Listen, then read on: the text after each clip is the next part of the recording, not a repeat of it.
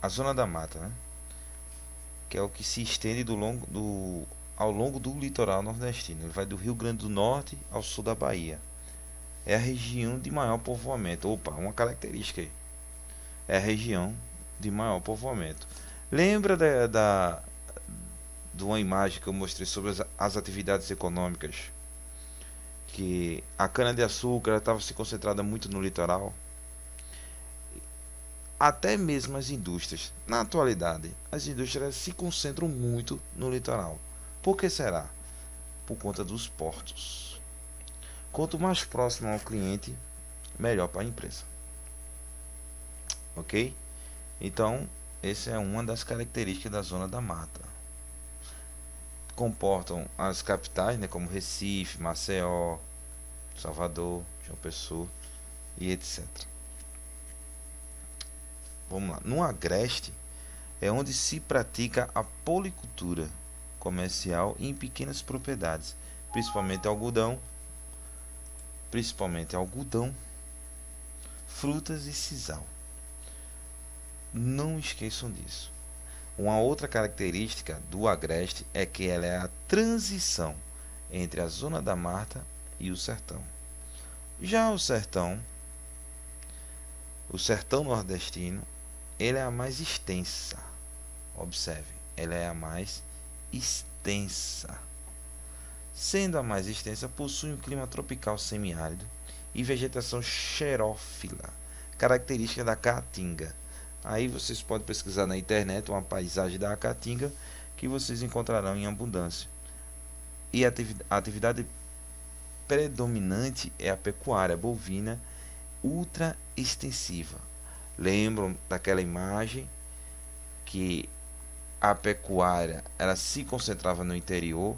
Observe o reflexo da história para os tempos atuais, certo? Já o meio norte, ela é formada pelo estado do Maranhão e Piauí. Também é um ecótono. O que é um ecótono? Ecótono é uma região de transição, separando o sertão e a Amazônia. O meio norte, ele é a transição entre o sertão e a Amazonas. Olha aí uma característica para identificar. Nessa área, prevalecem as atividades ligadas ao extrativismo, ou seja, de extrair o babaçu e da carnaúba, né, da mata dos cocais, e a agricultura do arroz, algodão, soja e cana também. Certo, pessoal? Bom,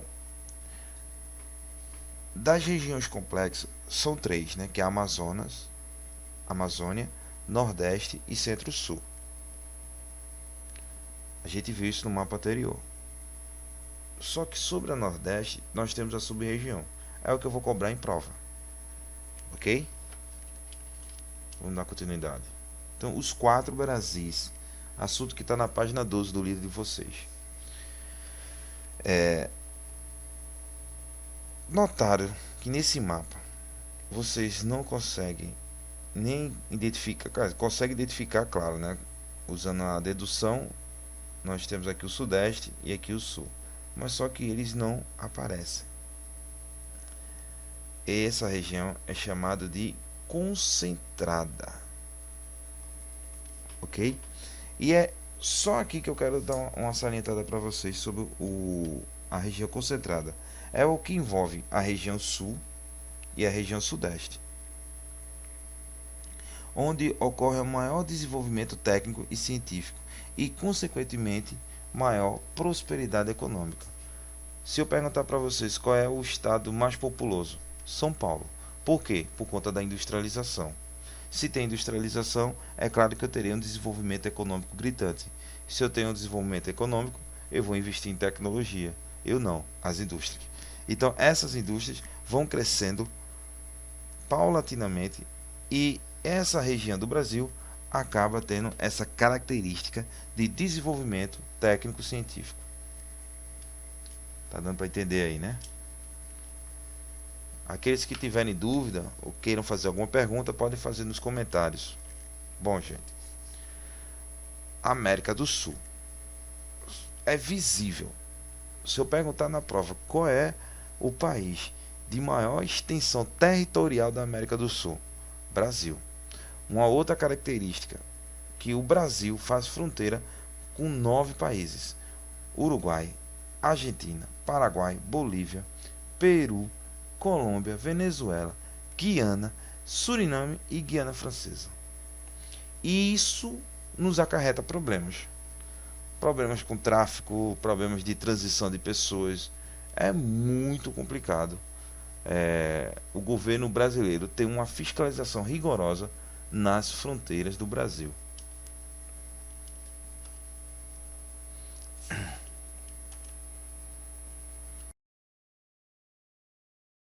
Classificação do relevo. Bom, isso aí já está no capítulo 2 do livro de vocês. Geologia, geomorfologia e mineração no Brasil. Bom, nesse capítulo a gente ficou de fazer uma atividade que vocês vão me entregar sexta-feira agora, né, no dia do teste, e vamos dar uma estudadinha sobre o relevo do Brasil, né? E primeira classificação de relevo que a gente vai trabalhar é a de Haroldo de Azevedo. Primeiro, essa imagem aí já vai nos retratar os tipos de relevos que nós conhecemos. Temos aqui o mar, né? Essas terras no mesmo nível do mar, plano, planície, ok? Temos uma escarpa, que é uma espécie de barreira, e logo acima o planalto, plano alto, ou seja, ela está acima do nível do mar. Aqui nós temos uma depressão. Essa depressão ela está abaixo do nível do mar, ok? E aqui as cadeias de montanhas e serras. Bom, esses relevos você já conhece muito bem no ensino fundamental, foi apresentado para vocês pelo professor de geografia.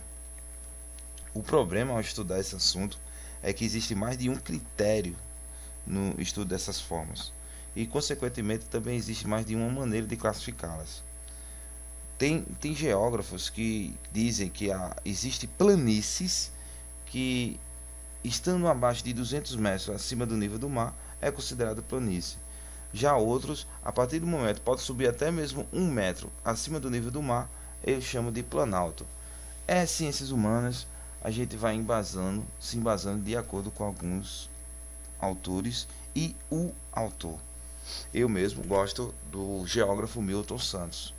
Para mim, é o geógrafo referência para estudar geografia. O que levará o estudante, muitas vezes, desse assunto é saber que não são os tipos de classificação do relevo, mas também como cada uma dessas classificações foi elaborada. Isto é, quais critérios foram usados na elaboração dessas supostas classificações. Certo? Então, uma vai ser a de Haroldo Azevedo. Aqui é uma comparação do mapa do Haroldo de Azevedo com o de Aziz Absaber. Observe que praticamente os planaltos das Guianas ele fica praticamente igual, né? O que muda é o planalto central, que aqui nós teremos o acréscimo no de Aziz Saber, o de planalto do Maranhão do Piauí. E o planalto atlântico, que é essa parte aqui, nós no de Absaber vai ter as serras dos Planalto Leste e Sudeste e, claro, o Planalto Nordestino. A classificação de Haroldo de Azevedo ela é a mais tradicional. Ela foi feita em 1949. A de Saber ela é mais recente.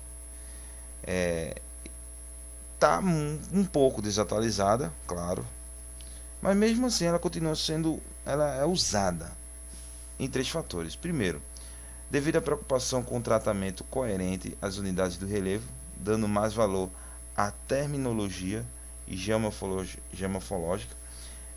Segundo, devido à identificação das áreas individualizadas e, claro, devido à simplicidade e originalidade.